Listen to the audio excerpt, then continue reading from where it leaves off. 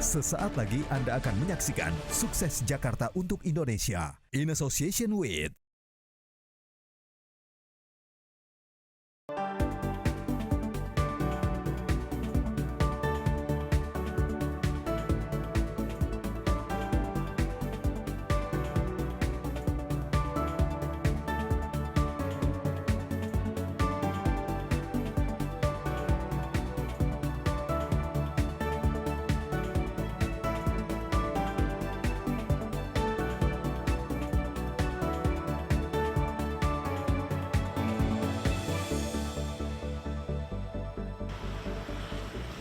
Jakarta sebagai ibu kota negara menjadi beranda depan Republik Indonesia.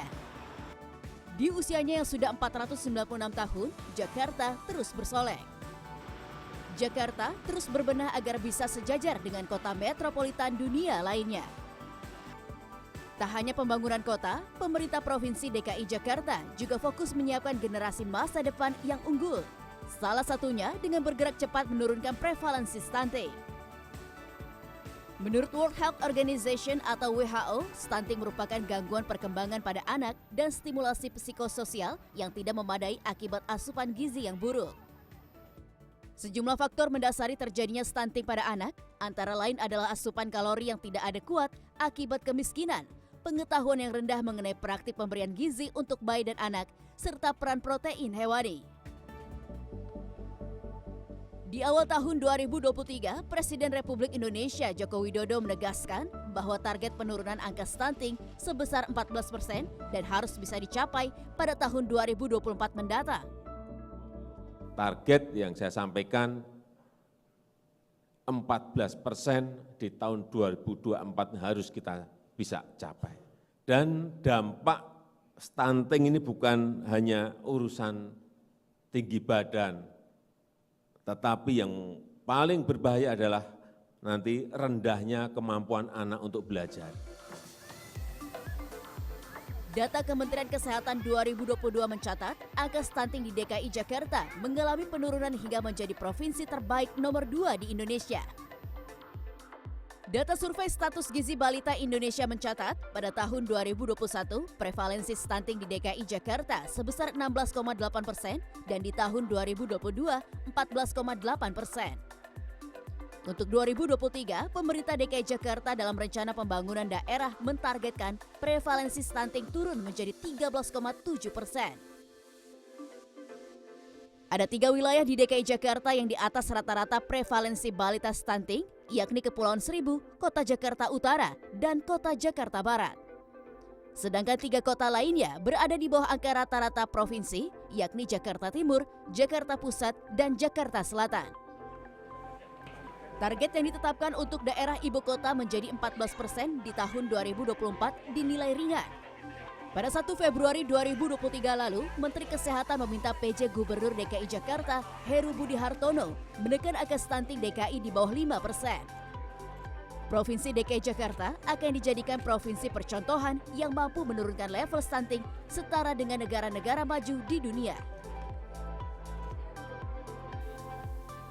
Untuk memenuhi target nasional tersebut, pemerintah Provinsi DKI Jakarta telah membentuk sejumlah program prioritas untuk menangani stunting. Pemprov DKI Jakarta menggalang seluruh sektor untuk bekerja sama dalam satu haluan untuk mengurangi jumlah stunting di seluruh wilayah ibu kota. Nah, kami menggandeng semua pihak, termasuk juga pejabat DKI menjadi orang tua asuh, ya, menjadi orang tua asuh. Dan begitu juga kepada masyarakat, kepada pihak-pihak swasta yang memang secara mandiri mereka juga menjadi orang tua asuh dan memberikan bantuan asupan tadi. Pemerintah daerah melalui programnya ada bantuan penambahan gizi, yaitu memberikan daging, memberikan ayam, telur, susu. Nah, ini mudah-mudahan masyarakat bisa manfaatkan itu untuk anak-anaknya. Yang berikutnya adalah sekali lagi pola hidup dan sekali lagi pola bagaimana mereka disiplin untuk tetap ke puskesmas. Sekali lagi, ini adalah bagian yang tidak terpisahkan untuk bisa suksesnya mengentaskan stunting. PJ Gubernur Heru optimistis mampu menurunkan angka stunting dengan berbagai cara melalui sejumlah program kerjasama dengan instansi-instansi terkait yang telah berjalan. Pada Maret 2023 lalu, pemerintah Provinsi Jakarta meluncurkan program Jakarta Bergerak Atasi Stunting, di mana program mencakup screening dan penyuluhan kesehatan bagi anak dan remaja, calon pengantin, serta sesudah menikah hingga mempunyai anak hingga usia 6 tahun. Salah satu contoh sukses mengatasi stunting yang sudah terlihat berada di Kelurahan Pondok Labu, Cilandak, Jakarta Selatan. Kelurahan Pondok Labu menerapkan sejumlah program untuk memenuhi gizi balita stunting. Pertama yaitu pencegahan. Pencegahan ini bentuknya seperti screening saat posyandu, kelas ibu hamil, pemberian vitamin A, seperti itu. Lalu yang kedua setelah pencegahan yaitu tahap kedua penjaringan. Penjaringan kami melakukan pemeriksaan awal di puskesmas, lalu kami merujuk juga ke rumah sakit seperti Mayapada, Pasar Minggu, seperti itu. Untuk ditangani oleh dokter spesialis anak, dokter spesialis gizi klinik yang memang lebih kompeten. Yang ketiga yaitu tahap ketiga yaitu pemulihan, salah satunya yaitu gerakan orang tua asuh yang dilakukan oleh Pak Lurah. Lalu ada juga kelompok peduli gizi yaitu kelompok bermain anak stunting. Setiap anak di Pondok Labu ditimbang dan diukur tinggi badan, dan jika kurang dari standar atau kurva pertumbuhannya melandai, maka anak akan ditetapkan kurang gizi atau stunting. Semua balita baik yang stunting maupun tidak juga diwajibkan datang sebulan sekali ke posyandu untuk dipantau perkembangannya. Jika pihak posyandu menemukan ada balita yang mengalami stunting, maka akan langsung dilaporkan dan dirujuk ke rumah sakit. Ada pula sistem orang tua asuh, di mana para orang tua asuh melalui kelurahan memberikan perhatian dengan cara mengirimkan makanan bergizi 3 kali sehari, juga memberikan susu, vitamin, dan beragam kebutuhan gizi lainnya setiap bulan. Yang jelas ini kan persoalan kita bersama ya. Jadi setelah ada gerakan ini, kita bersama-sama seluruh anggota Golkarmat tergerak hatinya untuk membantu kegiatan ini. Per bulan berbentuk uang ya, kurang lebih sekitar 1,3 juta kita berikan ke PIC. Tapi nanti pelaksanaannya dari PIC itu tiap hari akan diberikan kepada yang anak stunting ini. Di Kelurahan Pondok Labu ada sebanyak 14 anak tercatat stunting pada tahun 2022. Dari jumlah tersebut, 3 diantaranya telah dikeluarkan dari status stunting berkat intervensi yang dilakukan pemerintah, masyarakat, serta pihak swasta setempat. Ya, kalau kita di Kelurahan Pondok Labu kita lebih komprehensif ya. Kegiatannya itu seperti tadi saya bilang diawali dari pencegahan dulu, kemudian penjaringan, lalu pemulihan. Jadi nggak tiba-tiba kita langsung kegiatan hanya pencegahan saja tapi nggak ada pemulihannya, karena kita komprehensif. Kemudian kita bawa juga anak-anak kita ke rumah sakit untuk dilakukan pemeriksaan. Terus kita sadar betul bahwa ada beberapa orang tua yang tidak mampu untuk memberikan nutrisi yang baik kepada anak-anaknya. Kita berharap juga bahwa bukan hanya dari pihak pemerintah yang membantu, tetapi kita juga mengajak dari masyarakat, dari peran serta swasta, dari peran serta masyarakat untuk membantu dalam kegiatan orang tua asuh ini. Kelurahan Pondok Labu bahkan sempat meraih penghargaan penanganan anak stunting melalui kelompok peduli gizi award yang diselenggarakan pemerintah Kota Jakarta Selatan atas keberhasilan penanganan stunting yang dinilai efektif. Tak hanya di Pondok Labu, upaya yang sama juga dilakukan di Kecamatan Pademangan, Jakarta Utara.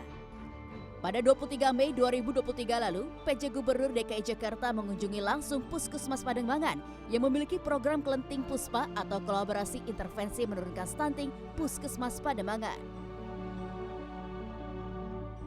Jakarta sudah sepatutnya menjadi rujukan untuk pemerintah daerah lain dalam perang menurunkan stunting. Sukses Jakarta untuk Indonesia.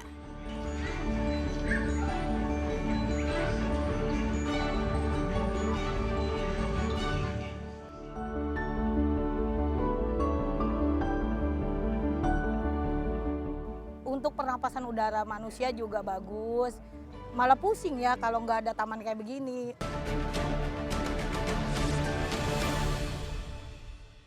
In association with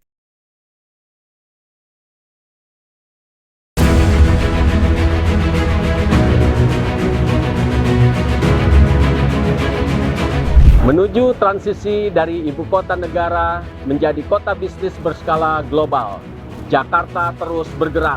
Membangun kota, menyelesaikan segala tantangan, dan menjadikannya sebagai pijakan untuk kemajuan. Kota ini dibentuk dengan semangat gotong royong dan toleransi, sehingga menghasilkan jutaan cerita dan prestasi di setiap sudut dan ruang-ruangnya. Kenyamanan, keamanan warga menjadi prioritas utama agar semakin rukun dalam harmoni tinggal di kota ini. dengan simpul persatuan dan keadilan bagi seluruh warga, Jakarta siap menjadi wadah tumbuh berkembang bagi seluruh warga. Dalam rangka hari ulang tahun ke-496 Kota Jakarta yang mengusung tema Jadi Karya untuk Nusantara, mari bersama optimalkan seluruh sumber daya. Buka ruang kreativitas seluasnya untuk kesejahteraan warga. Dan siap menjadi barometer kemajuan daerah-daerah lain di Indonesia.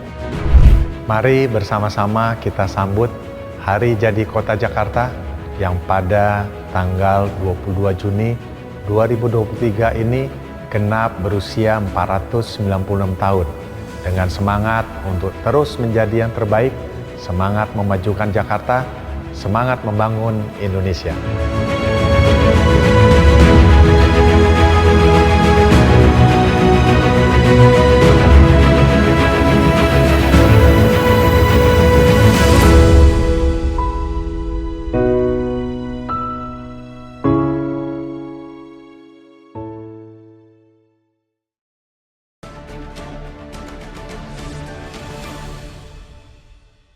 In association with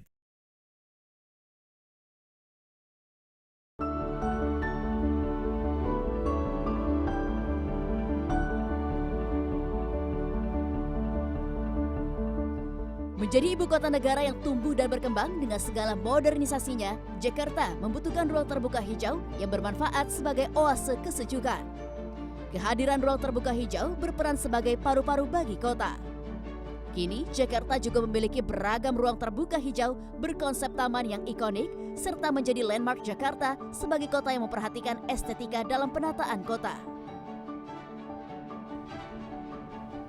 Taman Lapangan Banteng di Sawah Besar, Jakarta Pusat menjadi contoh telah bertransformasinya sebuah kawasan monumen menjadi RTH dengan konsep taman wisata.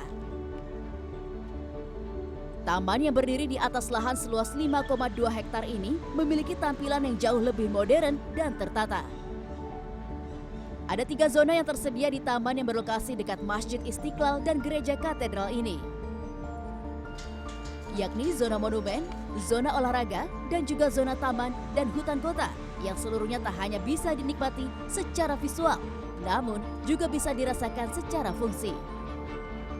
Taman Lapangan Banteng kini memiliki multi peran bagi masyarakat, baik itu sebagai tempat berolahraga, berwisata, bekerja, dan menjadi lokasi bersantai yang ada di pusat kota Jakarta.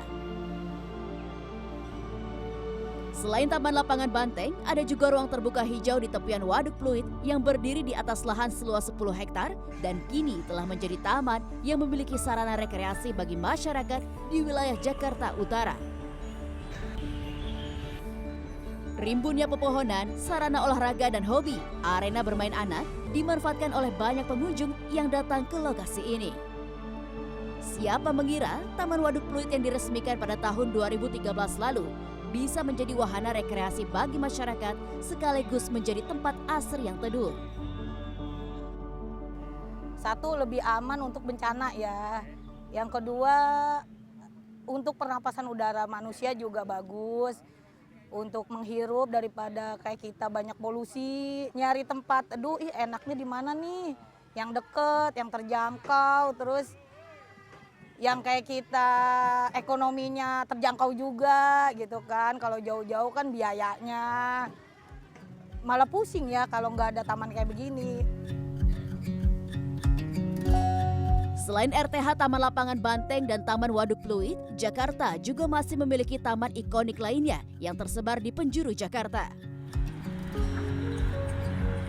Transformasi taman-taman di Jakarta yang berorientasi kepada pemanfaatan lahan juga tercermin dari hadirnya sejumlah ruang terbuka hijau yang tidak hanya sebagai penghias kota yang pasif, namun juga aktif. Ruang terbuka hijau juga bisa memberikan manfaat bagi warga Jakarta untuk melakukan berbagai aktivitas seperti berolahraga, berekreasi, tempat berinteraksi, bahkan berkontemplasi. Pengamat tata kota dari Universitas Trisakti Jakarta, Yayat Supriyatna menjelaskan terkait pentingnya ketersediaan ruang terbuka hijau di Jakarta. Ada banyak peran yang dimiliki dari hadirnya taman-taman yang merupakan bagian dari ruang terbuka hijau, baik dari sisi alam, estetika, ekonomi, hingga sosial. Ya, kita kalau fungsi lingkungan tahu, tapi ada fungsi ekonomi dan ada fungsi sosial. Kalau fungsi sosial untuk ruang interaksi, ruang membangun kohesi sosial, membangun kepedulian sosial, membangun kebersamaan, untuk kesehatan, untuk olahraga, ya kan, untuk pemakaman kalau diperlukan, ya kan. Untuk ekonomi bukan tidak boleh jadi ruang komersial, boleh. Taman ikonik di Jakarta lainnya adalah ruang terbuka hijau dan ruang publik terpadu ramah anak Kalijodo yang juga menjadi contoh di mana segala elemen yang disebutkan oleh pengamat tata kota Yayat Supriyatna sebagai RTH yang menjalankan perannya sebagai ruang ketiga bagi warga Jakarta. Selain fungsinya sebagai zona hijau, RTH Kalijodo juga menjadi wadah bagi masyarakat untuk menjalankan kehidupan sosial, yakni saling berinteraksi dan menyalurkan hobi dengan membangun komunitas. RTH dan RPTRA Kalijodo adalah sebuah ruang publik yang pertama kali diresmikan pada 22 Februari 2017 dengan luasan total 6.957 meter persegi. Di mana di tempat ini terdapat berbagai fasilitas yang bisa digunakan oleh publik secara luas. Mulai dari arena permainan anak aula, pujasera, hingga skatepark.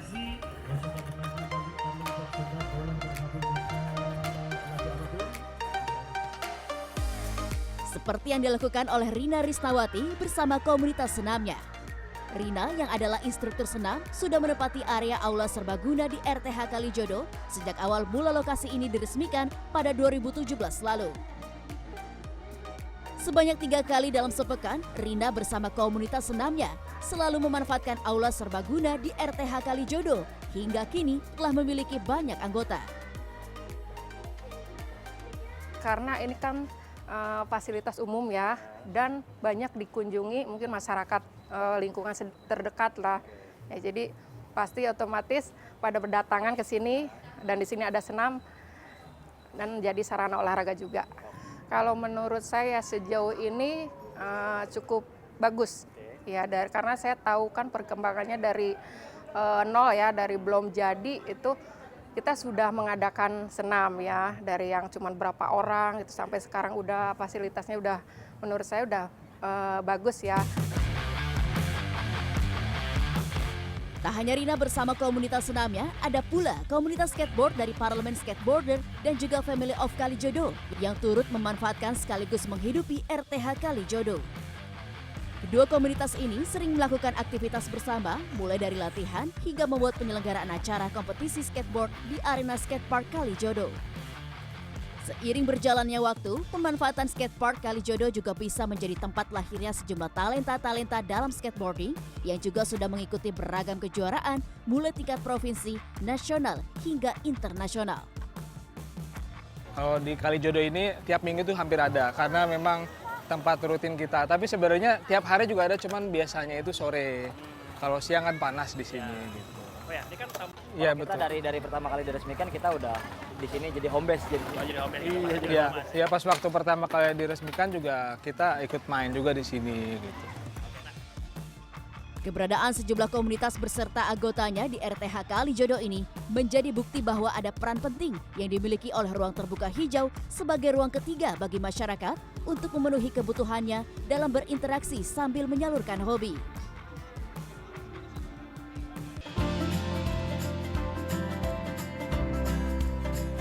Penjabat Gubernur DKI Jakarta Heru Budi Hartono menyampaikan, ketersediaan ruang terbuka hijau memiliki beragam fungsi yang positif bagi kota Jakarta. Hal ini pula yang melatar belakangi Heru Budi Hartono untuk terus berpartisipasi dalam melakukan penataan terhadap sejumlah RTH dan lahan di wilayah DKI Jakarta untuk tetap asri dan semakin hijau sejak awal masa kepemimpinannya. RTH ini kan pertama bisa untuk berkomunikasi, bisa untuk kegiatan tadi, misalnya skala kecil mengentaskan stunting, bisa juga untuk kegiatan ibu-ibu, kegiatan ngajar-mengajar PAUD. Contohnya misalnya di Kalijodo itu, waktu ketika saya dengan Kepala Dinas Taman ke sana, manfaatnya bukan itu saja.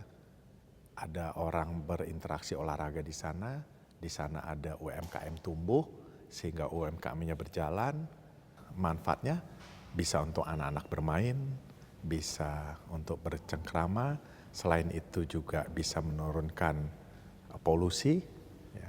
Kalau menanam pohon itu tidak hari ini hasilnya, tapi 3-4 tahun. Dan insya Allah Jakarta bisa menambah ruang terbuka hijau yang terus-menerus. Heru pun menambahkan bahwa Jakarta juga akan terus berpartisipasi dalam aksi penghijauan sebagai langkah nyata dalam keikutsertaan Jakarta yang mendukung target net zero emission pada 2060 mendatang. Sedangkan untuk jangka pendek, penghijauan Jakarta juga dilakukan di sejumlah jalur hijau yang berada di jalan-jalan protokol, taman, dan zona hijau lainnya untuk mendukung diselenggarakannya KTT ASEAN ke-43 2023, di mana Jakarta hadir sebagai tuan rumah, agar tercipta ciri khas dan estetika kota yang menjadi cerminan tersedianya ruang ketiga bagi warga Jakarta. Pada hari jadi DKI Jakarta ke-496, harapan terhadap ruang terbuka hijau juga dilontarkan masyarakat yang memiliki kedekatan dengan pemanfaatannya agar RTH di Jakarta bisa bertambah secara jumlah, lengkap secara fasilitas, dan juga terjaga. Sarannya satu, kalau udah seperti itu, jangan rusak lingkungan kita. Jaga dan pelihara apa yang sudah dibangun. Manfaatkan kalau bisa ada kontribusi ya dibuat oleh masyarakat, apakah di lorong, di gang, taman kecil, di lingkungan, dari tingkat lingkungan, mungkin dari keluarga, bisa ada lahan yang bisa dimanfaatkan, lahan pribadi, di tingkat RT, RW, kembangkan sampai tingkat kampung. Jadi kalau jadi mimpi kita adalah jangan jadikan Jakarta hutan beton. Kembalikan Jakarta padaku dengan menjadikan Jakarta yang hijau, asri, dan manusiawi. Lebih banyak lagi ya sarana untuk hiburan yang gratis seperti lapangan terbuka gini ya. RTH itu memang idealnya mencakup untuk semua kalangan ya. Ada yang mulai dari anak kecil hingga lansia gitu, semua bisa memanfaatkan fasilitas tersebut. Contohnya Kalijodo di sini tempatnya udah banyak ya. Hanya tinggal diperbaiki saja fasilitasnya supaya lebih proper lagi gitu. Dan semuanya bisa memanfaatkan dan gratis. Itu sih intinya. Dan di tengah kota gitu.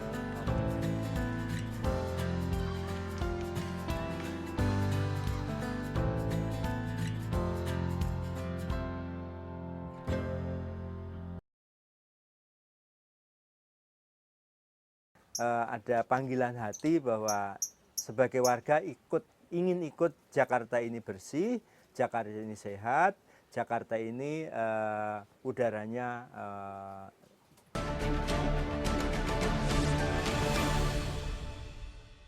in association with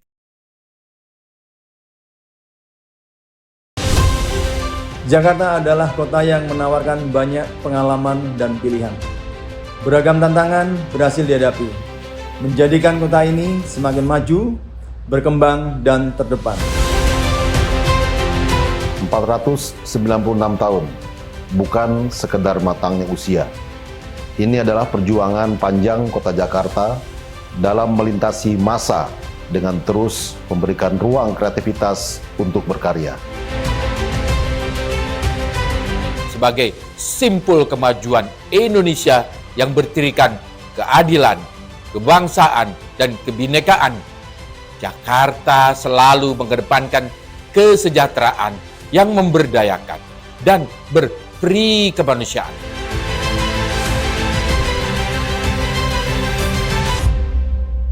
Beli sukun di Pasar Mangga 2, pulangnya mampir ke GBK, buat olahraga. Selamat ulang tahun ke 496 Kota Jakarta tercinta. Semoga selalu nyaman dan aman bagi seluruh warga.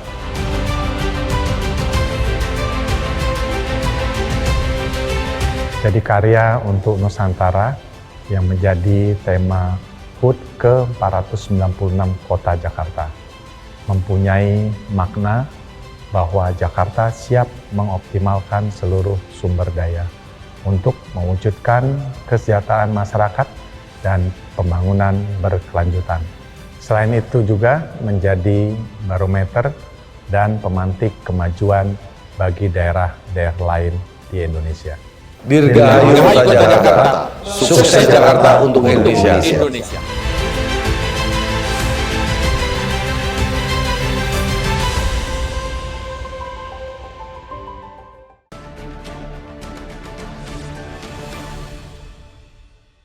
In association with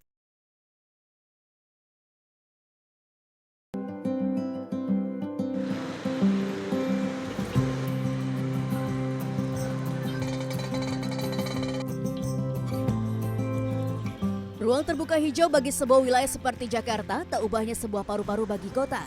Menyerap polusi, memproduksi oksigen, pengendali banjir, estetika kota, hingga menjadi ruang ketiga bagi masyarakat. Secara umum pengertian dari ruang terbuka hijau atau RTH adalah area memanjang, jalur dan atau mengelompok yang penggunaannya lebih bersifat terbuka, tempat tumbuh tanaman, baik yang tumbuh secara alamiah maupun yang sengaja ditanam. Saat ini dari 6 wilayah di DKI Jakarta, wilayah Jakarta Timur, Jakarta Selatan, dan Jakarta Utara secara berurutan memiliki presentase paling luas dalam kepemilikan ruang terbuka hijau dengan capaian masing-masing lebih dari 20%. Dari data milik Pemprov DKI Jakarta di situs jakarta1.jakarta.go.id, luasan ruang terbuka hijau milik Pemprov DKI Jakarta mencapai 33,34 km persegi atau sekitar 3.334 hektar. Dalam peraturan Gubernur DKI Jakarta tahun 2022 tentang ruang terbuka hijau, tercantum bahwa penyelenggaraan RTH dilakukan sebagai upaya pemenuhan, ketersediaan, dan pemanfaatan RTH yang sejalan dengan rencana tata ruang. Di mana RTH ini juga terbagi dalam 2 kategori, yakni RTH publik yang ditargetkan bisa mencapai 20% dan juga RTH privat dengan target 10%. Namun pemenuhan dan menjaga ruang terbuka hijau tidak menjadi tanggung jawab pemerintah DKI Jakarta sendiri. Ada kerjasama yang perlu dilakukan dalam upaya menjaga kondisi dari RTH dan lahan yang sudah ada untuk tetap memiliki fungsi dan manfaat serta estetika.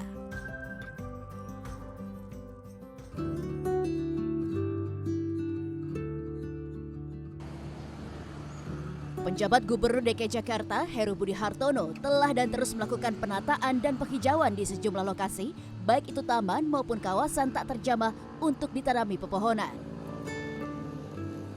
Hal ini dilakukan dengan sinergitas atau kerjasama antara pemerintah provinsi beserta jajaran di bawahnya, para mitra dan juga masyarakat.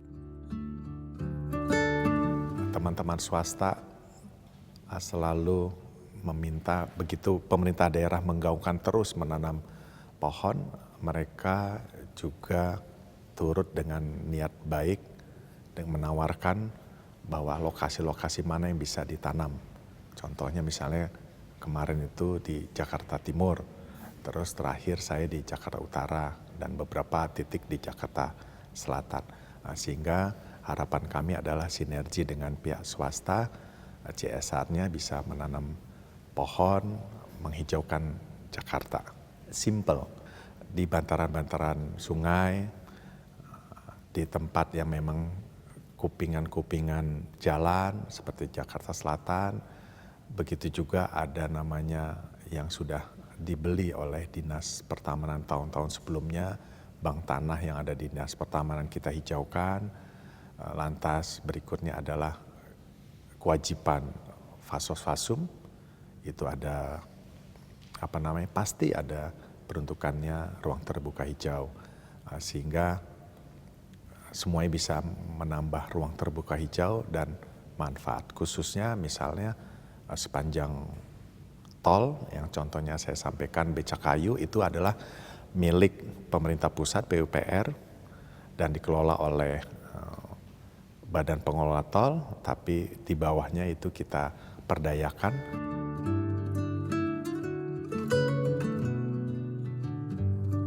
Hadirnya Heru Budi Hartono sebagai penjabat Gubernur DKI Jakarta dalam setiap kegiatan yang berkenaan dengan penghijauan, baik yang menjadi bagian dari Pemprov DKI secara mandiri maupun melibatkan mitra kerja, menjadi sebuah simbol keseriusan Jakarta untuk menambah luasan ruang terbuka hijau di wilayahnya.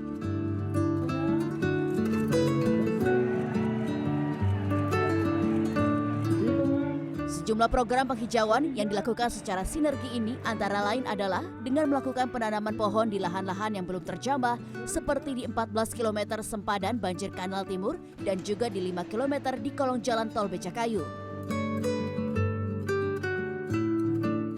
Terbaru pada Jumat 16 Juni 2023, Heru Budi Hartono juga kembali melakukan penanaman pohon di RTH yang berlokasi di RW 9, Kelurahan Sunterjaya, Kecamatan Tanjung Priok, Jakarta Utara. Ditemani bersama sejumlah unsur mulai dari Kepala Dinas KPKP, Wali Kota Jakarta Utara, Camat, hingga Lurah Sunterjaya, tokoh agama, dan masyarakat. Bersinergi untuk melakukan penghijauan di atas lahan seluas 700 meter persegi. Penjabat Gubernur DKI Jakarta Heru Budi Hartono pun turut serta menanam pohon produktif, yakni lemon citrus dan tanaman lainnya di RTH Swadaya bersama anak-anak berkebutuhan khusus yang juga berpartisipasi. Langkah ini diungkapkan oleh Heru Budi Hartono sebagai hal positif untuk bersama-sama masyarakat dalam menghijaukan ibu kota Jakarta. Berdasarkan data rekapitulasi dari Dinas Pertamanan dan Kehutanan Provinsi DKI Jakarta yang terhitung sejak Oktober 2022 hingga Mei 2023, Pemprov DKI Jakarta melalui unit kerjanya telah berhasil menanam 45.472 pohon di Jakarta, yang mana 36.042 diantaranya merupakan pohon pelindung dan juga pohon produktif. Angka tersebut juga didukung dengan dilakukannya penanaman sebanyak 3.120.360 tanaman hias dan toga pada periode yang sama. Terakhir, untuk tahun 2023, Pemprov DKI Jakarta melalui Dinas Pertamanan dan Kehutanan DKI Jakarta juga sudah melakukan perencanaan untuk membangun RTH Taman di 23 lokasi yang tersebar di wilayah DKI Jakarta dengan luasan seluruhnya mencapai lebih kurang 67.327 meter persegi.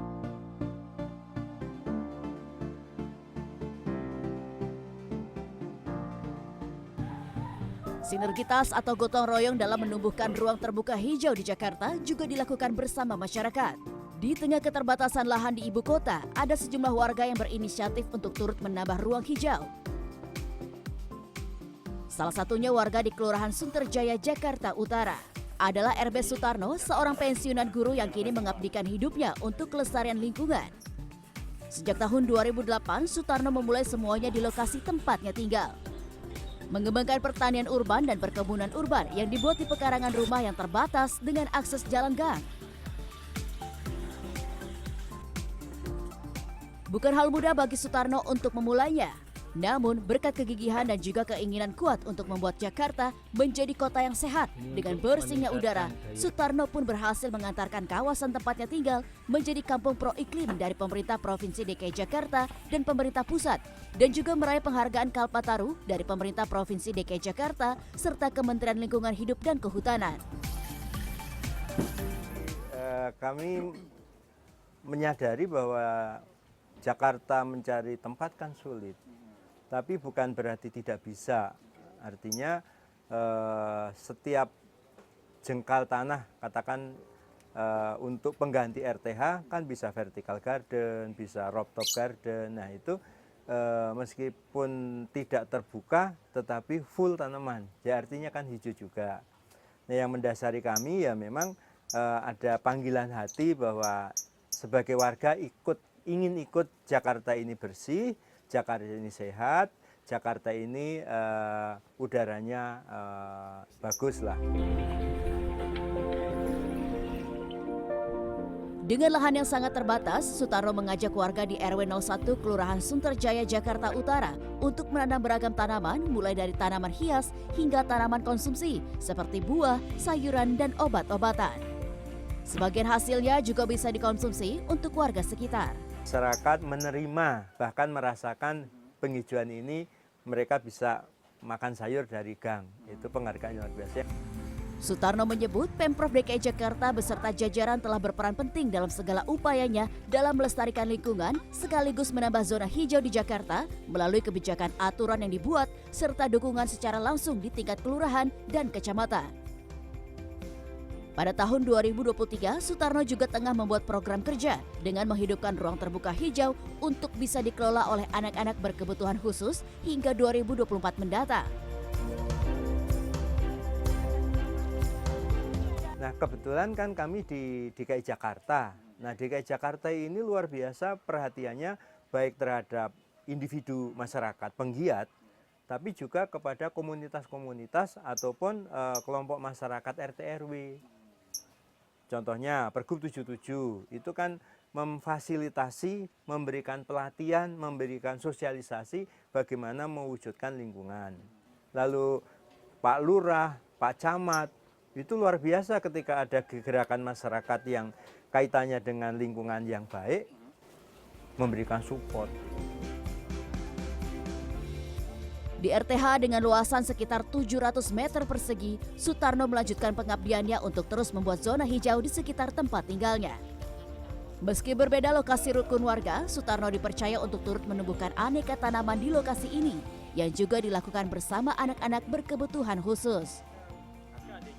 Sutarno menilai bahwa menangani lingkungan bukanlah tanggung jawab pemerintah sendiri, namun diperlukan adanya kerjasama antar pihak untuk mencapai tujuan bersama. Dengan adanya ruang terbuka hijau itu tentunya kita bisa menurunkan emisi karbon. Banyak manfaatnya. Selain itu, kami juga merawat taman-taman yang sudah ada.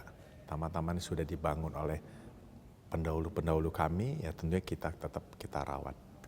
Dan tentunya kita bisa meningkatkan happiness bagi penduduk Jakarta.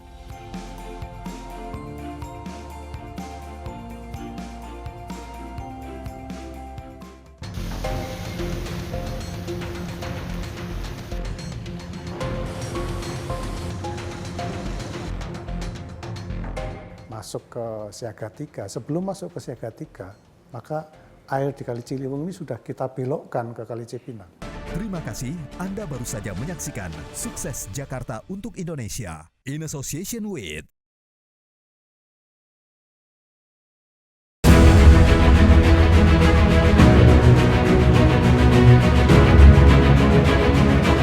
Menuju transisi dari ibu kota negara menjadi kota bisnis berskala global, Jakarta terus bergerak. Membangun kota, menyelesaikan segala tantangan, dan menjadikannya sebagai pijakan untuk kemajuan. Kota ini dibentuk dengan semangat gotong royong dan toleransi, sehingga menghasilkan jutaan cerita dan prestasi di setiap sudut dan ruang-ruangnya. Kenyamanan, keamanan warga menjadi prioritas utama agar semakin rukun dalam harmoni tinggal di kota ini. Dengan simpul persatuan dan keadilan bagi seluruh warga, Jakarta siap menjadi wadah tumbuh berkembang bagi seluruh warga. Dalam rangka hari ulang tahun ke-496 Kota Jakarta yang mengusung tema Jadi Karya untuk Nusantara, mari bersama optimalkan seluruh sumber daya. Buka ruang kreativitas seluasnya untuk kesejahteraan warga. Dan siap menjadi barometer kemajuan daerah-daerah lain di Indonesia. Mari bersama-sama kita sambut Hari Jadi Kota Jakarta yang pada tanggal 22 Juni 2023 ini genap berusia 496 tahun. Dengan semangat untuk terus menjadi yang terbaik, semangat memajukan Jakarta, semangat membangun Indonesia.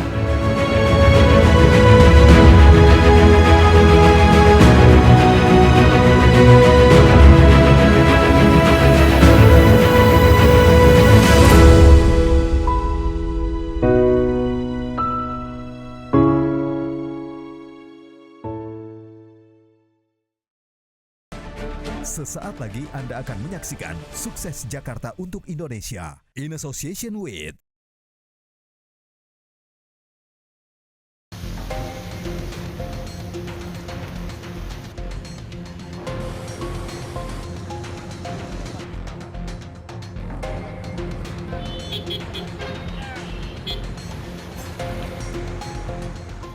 Banjir menjadi salah satu permasalahan klasik sejak Jakarta masih dikenal dengan sebutan Kota Batavia. Ini kan hujan dari semalam. Pokoknya kalau hujan semalaman pasti banjir. Susah lah, nggak bisa ngapa-ngapain. Nggak bisa kerja, Pak. Saya bilang 2 RT nih. 2 RT. Sekitar 300-an rumah. Zainuddin HM dalam buku Banjir Jakarta mencatat, kota ini sudah kerap dilanda banjir sejak 3 abad lalu yang disebabkan oleh luapan Sungai Ciliwung dari Buitenzorg yang saat ini dikenal sebagai Bogor. Sejak era reformasi, banjir besar yang turut memakan korban jiwa menjadi siklus 5 tahunan. Banjir terjadi karena faktor-faktor yang kian kompleks, bukan semata permasalahan tingginya intensitas hujan. Jakarta berada di antara 13 aliran sungai. Berkurangnya wilayah serapan air hingga fakta terus terjadinya penurunan permukaan tanah. Pemerintah Provinsi DKI Jakarta dan pemerintah pusat bukannya tanpa upaya untuk menyelesaikan problema ini. Mulai dari pengerukan sungai dan waduk hingga mengembangkan program pengendalian banjir berbasis Internet of Things.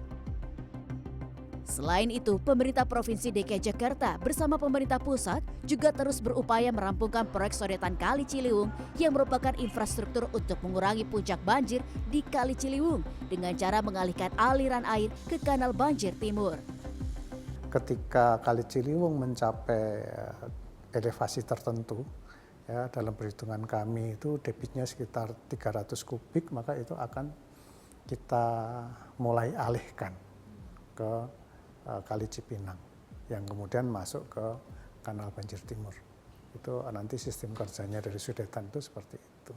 Dan bahwa ketika di Kali Ciliwung itu debit airnya naik, ya, kemudian di sini kita perkirakan ketika akan menyebabkan di Manggarai itu masuk ke siaga 3, sebelum masuk ke siaga 3, maka air di Kali Ciliwung ini sudah kita belokkan ke Kali Cipinang.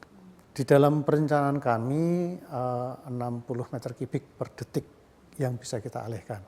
Tapi dalam simulasi kami itu bisa lebih besar dari itu, bisa mencapai sekitar 66 meter kubik.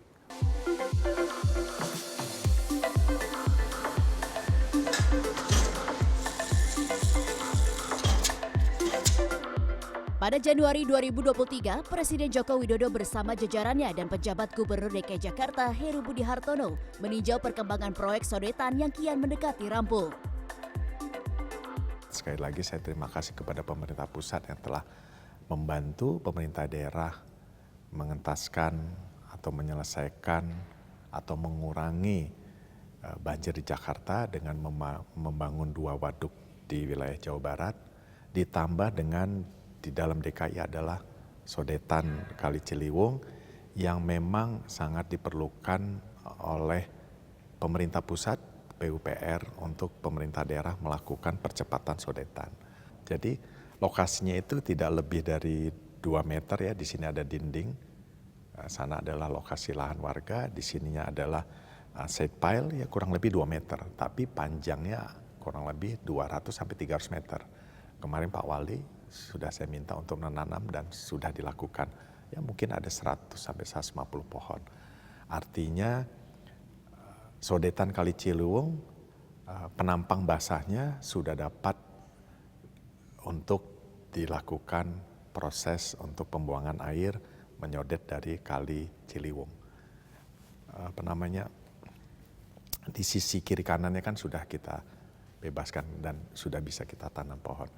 Dan itu progresnya bisa mengurangi cukup signifikan terhadap banjir di Jakarta.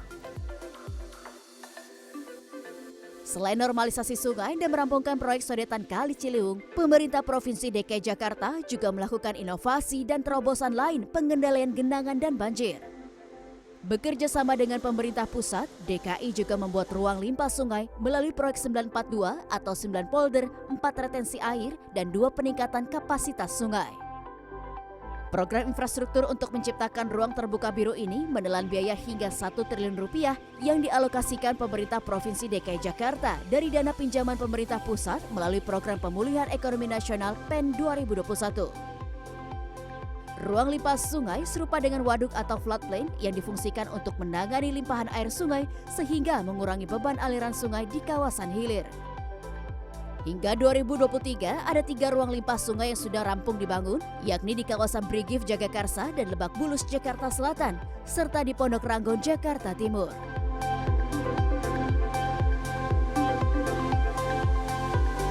Tak hanya menjadi sarana pengendalian banjir, ruang limpah sungai ini juga menjadi ruang ketiga untuk warga Jakarta. Berbagai aktivitas dilakukan warga di ruang limpah sungai baik di Brigif, Lebak Bulus, maupun Pondok Ranggon. Mulai dari berolahraga, memancing, hingga menjadi tempat bermain anak-anak dan ruang interaksi warga.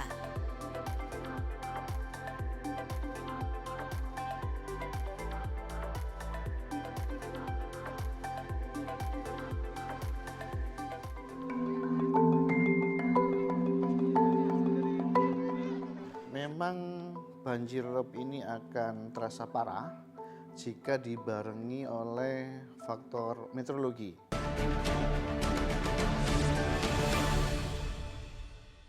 In association with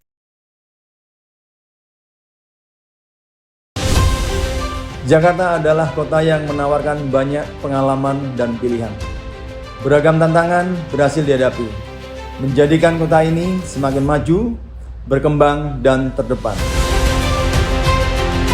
496 tahun, bukan sekedar matangnya usia. Ini adalah perjuangan panjang kota Jakarta dalam melintasi masa dengan terus memberikan ruang kreativitas untuk berkarya. Sebagai simpul kemajuan Indonesia yang bertirikan keadilan, kebangsaan, dan kebinekaan, Jakarta selalu mengedepankan kesejahteraan yang memberdayakan dan berperi kemanusiaan.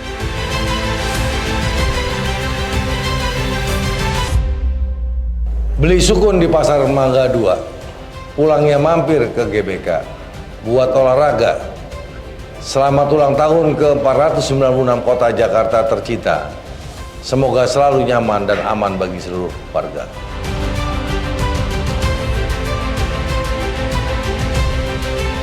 Jadi karya untuk Nusantara yang menjadi tema HUT ke-496 kota Jakarta mempunyai makna bahwa Jakarta siap mengoptimalkan seluruh sumber daya untuk mewujudkan kesejahteraan masyarakat dan pembangunan berkelanjutan. Selain itu juga menjadi barometer dan pemantik kemajuan bagi daerah-daerah lain di Indonesia. Dirgahayu Kota Jakarta, sukses Jakarta untuk Indonesia.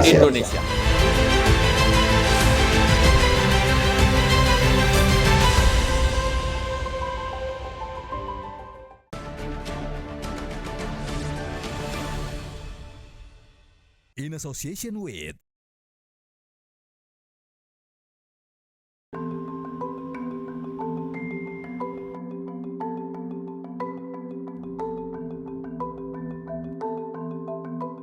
Pemerintah Provinsi DKI Jakarta serius tangani banjirop di wilayah pesisir ibu kota. Penjabat Gubernur DKI Jakarta Heru Budi Hartono bersama jajarannya secara intens melakukan pembahasan progres dan kelanjutan proyek pembangunan terpadu pesisir ibu kota negara, National Capital Integrated Coastal Development atau NCICD yang sudah dimulai sejak tahun 2015. Penanganan banjir termasuk rob yang tak kenal musim kemarau maupun penghujan menjadi salah satu prioritas pemerintah Provinsi DKI Jakarta. Dalam APBD DKI tahun 2023, penanganan banjir menjadi salah satu prioritas utama. Penanganan banjir dialokasikan sebesar 12% dari total APBD 2023 yang mencapai 83,7 triliun rupiah. Pembangunan proyek ini menjadi kewenangan pemerintah pusat melalui Kementerian PUPR, pemerintah Provinsi DKI Jakarta yang juga bersinergi dengan pihak swasta. Data Dinas Sumber Daya Air DKI Jakarta mencatat, hingga tahun 2022 terdapat 10 tanggul untuk menghadang rob di utara Jakarta dengan total tanggul terbangun mencapai 17 km. Di bawah kepemimpinan penjabat Gubernur DKI Jakarta Heru Budi Hartono, pembangunan tanggul NCICD kembali dilanjutkan. Ada 5 lokasi yang menjadi kewenangan pemerintah Provinsi DKI Jakarta, yakni di kawasan Muara Angke, Pantai Mutiara, Sunda Kelapa, dan Kali Blencong. Pemerintah daerah berkewajiban membangun tanggul pantai bekerja sama dengan pemerintah pusat. Pemerintah daerah itu berkewajiban sepanjang 19,5 kilo. Nah, sudah dilakukan, kalau tidak salah Pemda itu 9 kilo, tinggal dilakukan 10. Nah, pemerintah pusat melalui PUPR itu 16 kilo. Nah, pemerintah pusat dengan pemerintah daerah nanti juga memikirkan untuk bangun giant seawall. Nah, di sisi lain ada pihak swasta yang kurang lebih 2,1 kilo juga membangun tanggul. Nah, ini diharapkan bisa selesai tanggul pantai ini di 2027. Insya Allah di lapangan tidak ada masalah. Karena ada titik-titik tertentu yang memang bersinggungan dengan masyarakat yang harus kami sosialisasikan. Sekali lagi ini penting karena untuk menjaga keberlangsungan Jakarta. Nah, kalau tanggul pantainya sudah secara keseluruhan yang saat ini sekarang baru mencapai 46-49%, maka misalnya daerah Kamal, daerah Cilincing, daerah Kalibaru, daerah Tanjung Priok itu bisa terhindar dari rob, termasuk daerah Penjaringan sekitar Waduk Pluit. Mudah-mudahan bisa mengurangi dampak rob dan dampak banjir dari hulu.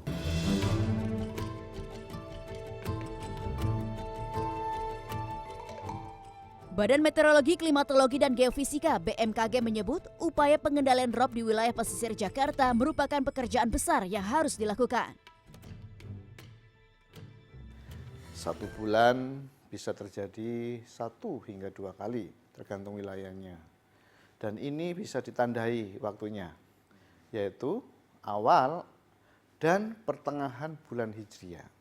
Nah, ini masyarakat bisa menandai waktu-waktu penting itu yang bisa berlangsung 3 sebelum tanggal tersebut hingga 3 hari setelah tanggal tersebut. Memang banjir rob ini akan terasa parah jika dibarengi oleh faktor meteorologi.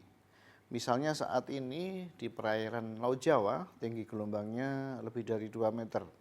Nah, ketika berbarengan dengan fase pasang maksimum, ini akan menambah dampak air laut masuk ke daratan. Di kawasan Muara Angke, Jakarta Utara, tiap kali laut pasang, banjirop sudah pasti masuk kawasan permukiman. Kadang 2 hari sekali, kadang hampir seminggu sekali. Nggak nentu juga sih kalau pasang aja biasanya. Ya seperti ada aliran dari got aja kenceng, dia baru naik airnya. Situasi ini diperburuk oleh terjadinya penurunan tanah atau land subsidence.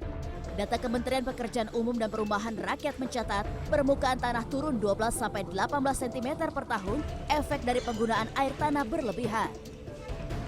Sudah sea level rise-nya cukup stabil sekitar 0,34 mm per tahun, tapi juga pemakaian air tanahnya ini gila-gilaan, besar-besaran. Indikasinya apa? Sepanjang Pantura sudah dibangun hotel-hotel mewah, bintang 5. Yakin hotel nggak menggunakan air tanah nggak berlebihan? Kendaraan udah penuh. Itulah yang menyebabkan ini. Dari kawasan Pantura ini, kami menemukan satu, yang paling rusak itu adalah Pekalongan. Yang kedua, Semarang. 3, Jakarta. Selain sea level rise, land subsidence, di Pantura itu tanahnya aluvial, lembek.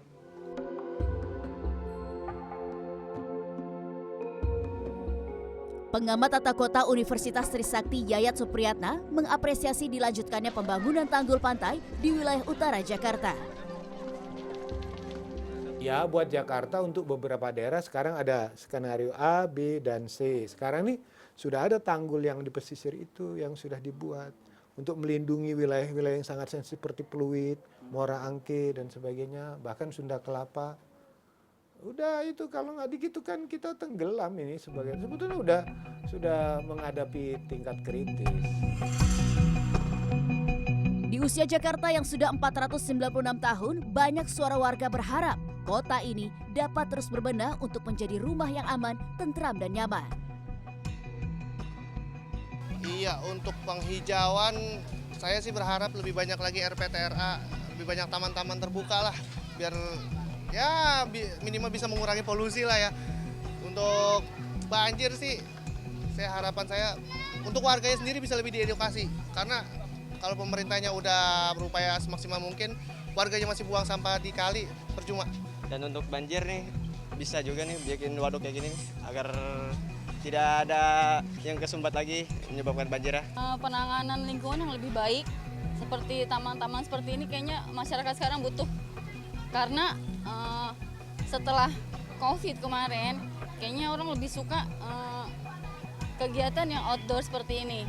Bersih, tempat yang bersih, yang nyaman, apalagi di tempat yang seperti ini nyaman buat olahraga, itu aja. Lebih baik lagi, tambahin lagi, luasin lagi untuk penghijauannya aja sih sebenarnya.